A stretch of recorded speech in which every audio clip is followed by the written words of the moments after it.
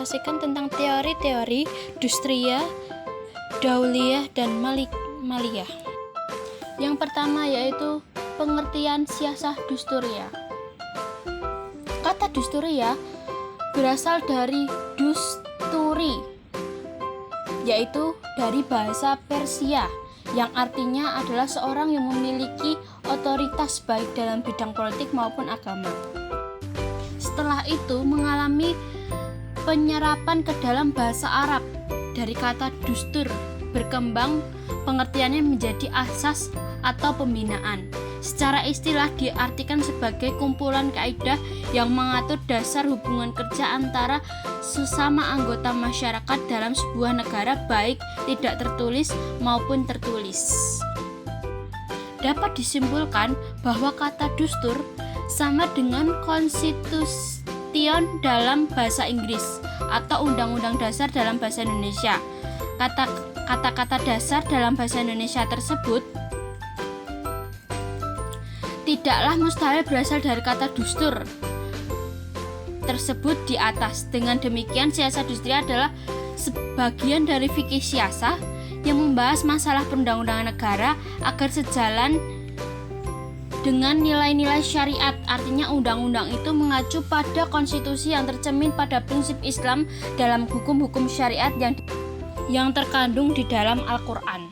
Prinsip yang diletakkan dalam perumusan undang-undang dasar adalah jaminan atas hak asasi manusia setiap anggota masyarakat dan persamaan kedudukan semua orang di mata hukum tanpa membeda-bedakan stratifikasi sosial, kekayaan, pendidikan, dan agama, sehingga tujuan dibuatnya perundang-undangan untuk merealisasikan kemaslahatan manusia dan untuk memenuhi kebutuhan manusia yang merupakan prinsip fikih siasah agar tercapai.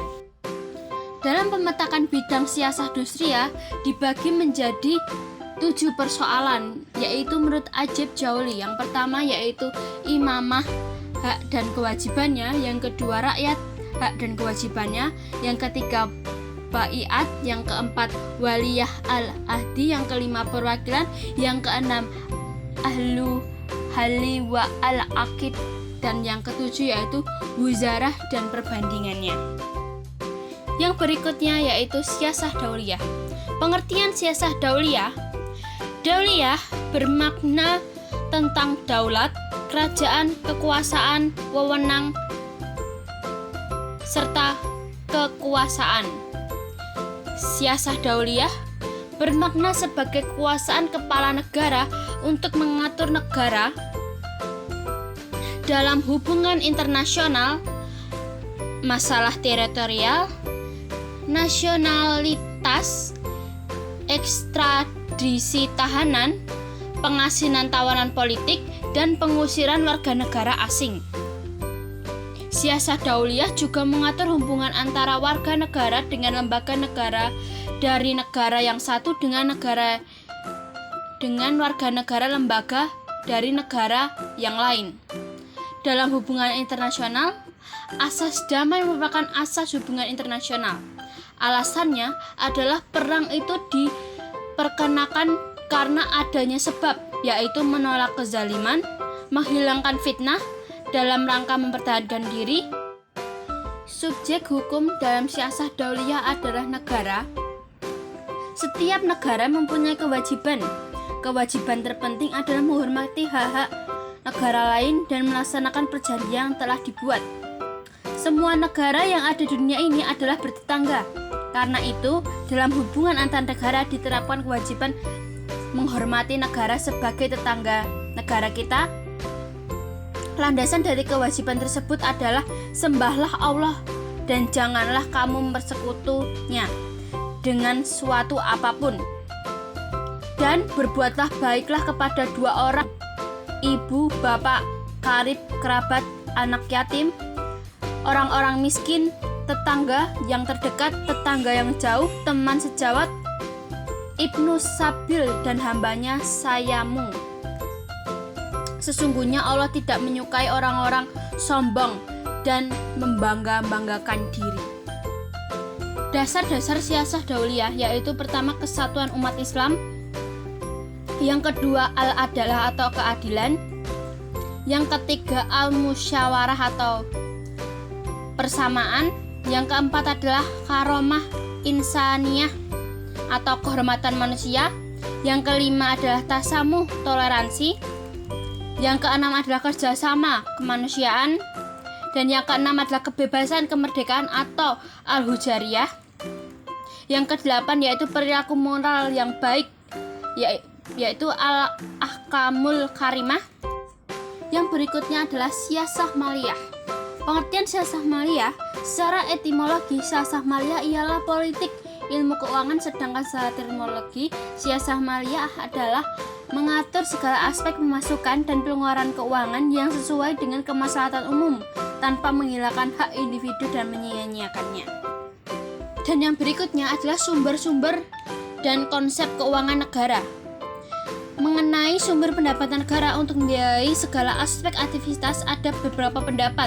Yang pertama yaitu menurut Ibnu Taimiyah dalam bukunya yaitu As-Siyasatu Syariah fi Islahir Ra'i wa Ra'iyah menyebutkan bahwa hanya ada dua sumber, yaitu pendapatan negara melalui zakat dan harta rampasan.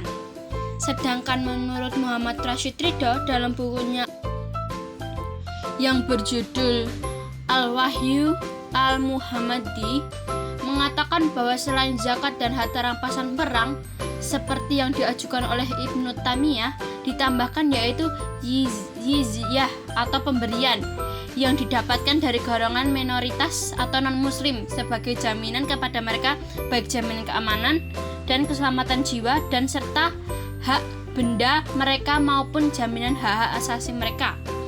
Yang berikutnya menurut Yusuf Qadarawi, ia menyatakan selain hal-hal di atas, pajak negara, karena jika hanya ada 3 macam sumber pendapatan negara, dapat dipastikan pendapatan tersebut tidak mungkin dapat membiayai semua kegiatan negara yang makin hari makin luas dan besar.